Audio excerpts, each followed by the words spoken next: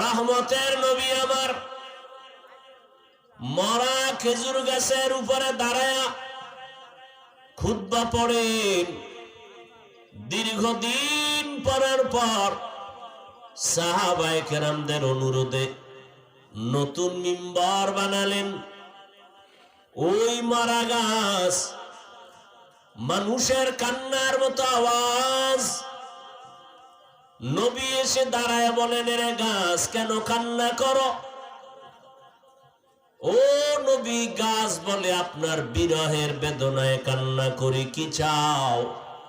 আমি রহমতের নবী দোয়া করব তুমি আজ তাজা হয়ে যাবা, তোমার ফল বের হবে, জমিনের মানুষ তোমার ফল খাবে। গাছ বলে, না তা চাই না। তো কি চাও বলো? গাছ বলেন, ইয়া রাসূলুল্লাহ, আমি চাই আপনি আমার জানাজা পড়ায় এখানে দাফন করে দিবেন। হাসরের ময়দানে আমি আপনার সাথে জান্নাতে থাকতে চাই।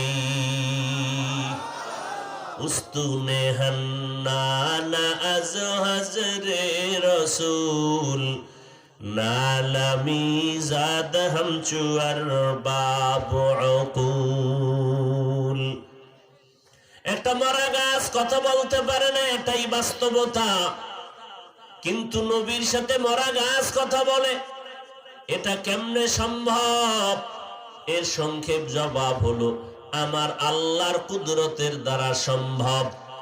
অসম্ভবকে সম্ভব যিনি করেন তিনি আমার আল্লাহ। এই বিশ্বাস যারা অন্তরে জমা রাখবে তারা মুমিন।